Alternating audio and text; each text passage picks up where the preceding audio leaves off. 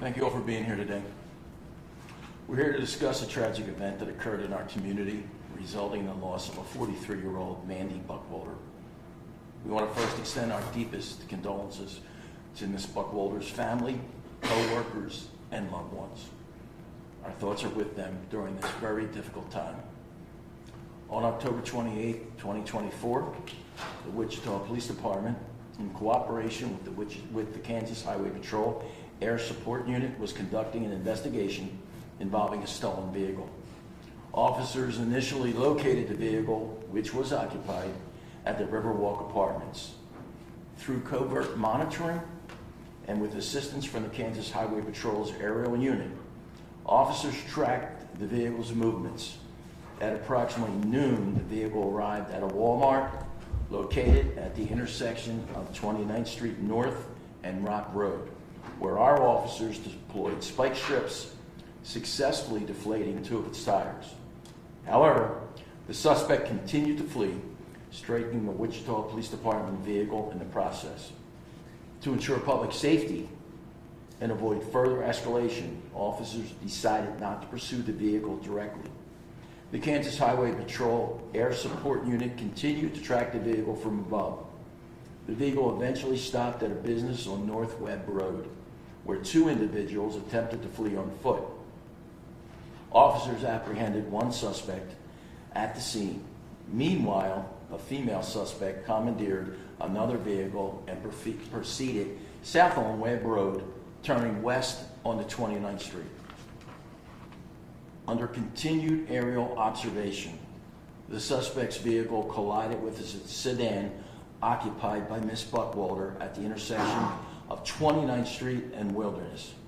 Despite immediate emergency response efforts, Ms. Buckwalter was tragically pronounced deceased at the scene.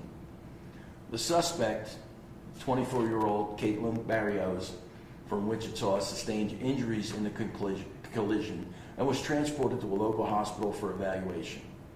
Upon her release, she was booked into jail.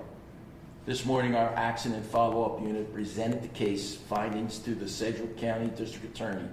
The suspect now faces the following charges: first-degree felony murder, felony flee and elude, aggravated burglary, auto theft, and criminal damage to property, a misdemeanor. Kansas Highway Patrol assisted in investigating the collision to ensure a comprehensive review. I have instructed my professional standards bureau to carry out a comprehensive administrative review of this incident. This step is crucial to ensure that all departmental protocols were followed properly. We acknowledge that this incident has had a significant impact on our community, and we are dedicated to maintaining transparency and accountability throughout the review process. Once again, we extend our deepest sympathies to Ms. Buckwalter's family and friends as they navigate this profound loss.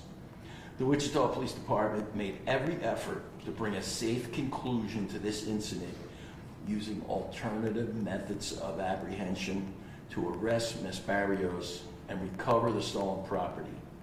Unfortunately, Ms. Barrios made reckless, unreasonable, and unpredictable decisions that led to this tragic outcome. We will now provide a short presentation that includes the timeline.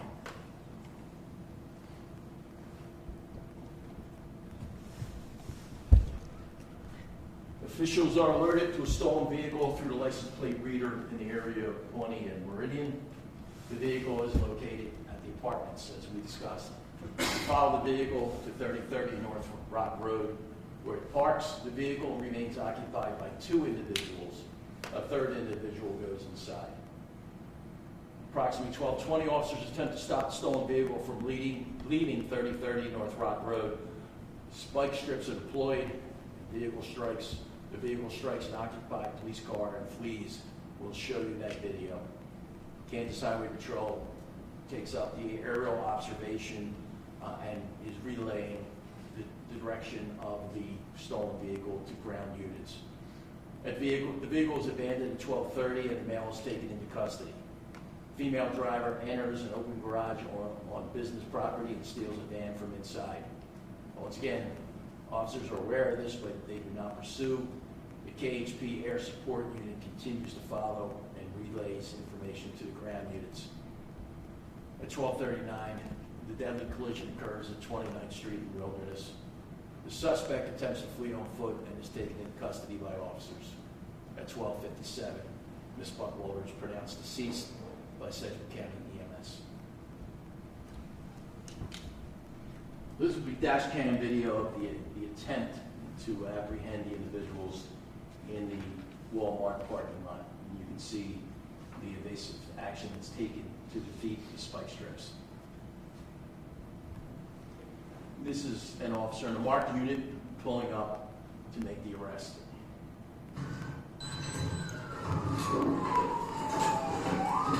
That is much Ms. Buckwalter driving.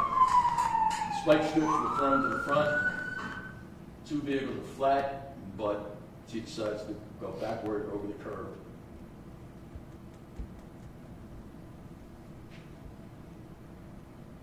And now she is in that is the van that has been stolen from the business.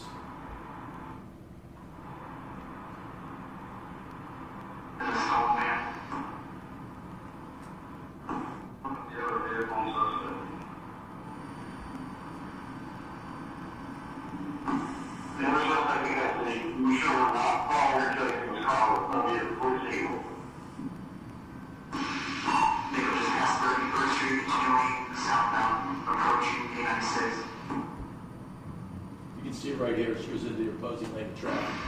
Vehicle just went oncoming traffic, now they're back in their own lane, continuing southbound, 1896.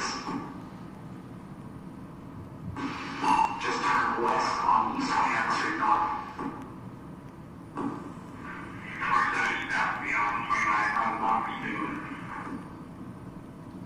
That vehicle is turning around into the police car, but they're not in pursuit.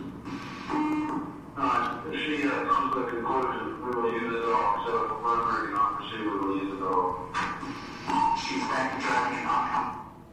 And we will end the video there out of respect for the family, and this is where the collision takes place.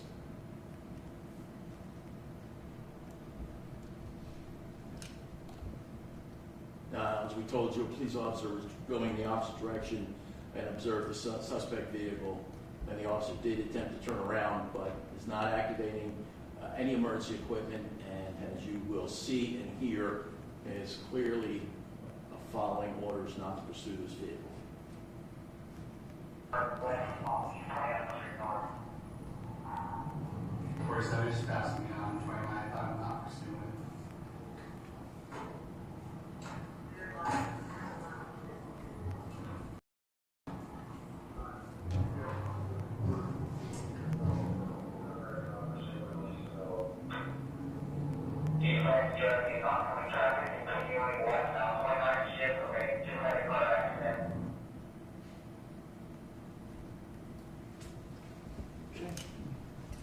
At this point, we'll take some questions. Chief, can you talk about the new property crime reduction task force and maybe their involvement in something like this and this specific case as well? Oh, they were involved in this case. They initiated this investigation, but part of putting together that task force by Captain Slaughter was they meet every morning and they have very, very clear rules of engagement. And even though it's a multi-agency task force, they are operating under the rules of the Wichita Police Department, which we do not pursue simply for stolen vehicle, which is why they were using alternative methods like spike strips, undercover vehicles, surveillance, the air support, so that we would not have to do that. And they made, as you can see, every attempt. Talk to us about the reasons why you have that rule for not pursuing just in the case of a stolen vehicle. Just for this reason, I mean, we realize that it's an extreme danger to the community. And anytime you engage in a pursuit, even if by policy it's authorized, officers and supervisors still have a responsibility to weigh the danger of continuing the pursuit against the value of making the arrest. And that would be true regardless of what the charge is.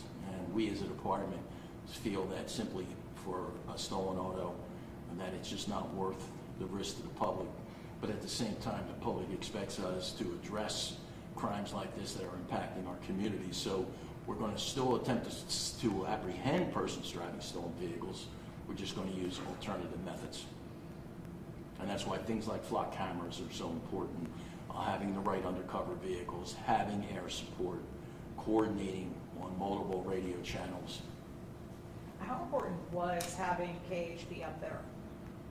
I think it was, well, throughout my time here in Wichita, I can't express to you the importance of having that asset here in Wichita, since we do not have our own air unit, and how many times they have assisted us in making apprehensions on, it could be stunt riders.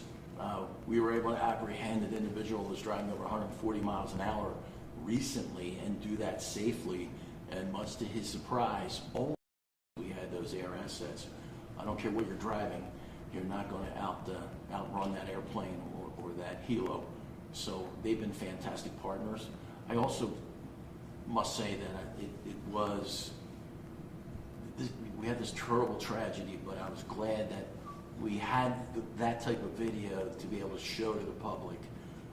It's much easier from that vantage point to demonstrate to the public that we were not in pursuit of that vehicle, as opposed to utilizing body-worn camera from the ground.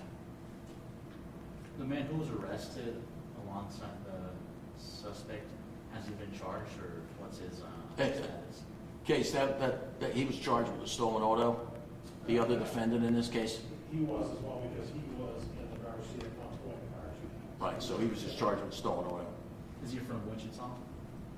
We'll follow. I'll get you information. Yeah, Ed, we'll be glad to get that information. The other thing I do want to express is that Sergeant Jason Stevens, Commanding Officer of Traffic, did meet with the family yesterday. They saw this video, and we made sure that they were okay with us releasing this video. You have a 43-year-old woman that was known for helping kids with autism. Was it important to make sure that the charge of murder was in this? Was that something that the police department wanted to send a message for a crime like this, or kind of talk to me about that? I don't think it's about sending a message. I think that the actions of this individual and the one disregard for human life, regardless of the relationship that we have with that same organization. The point is that this was needless. This person was not being pursued by police. They didn't need to drive this way. No one was pursuing them. They had no idea that there were air assets monitoring them.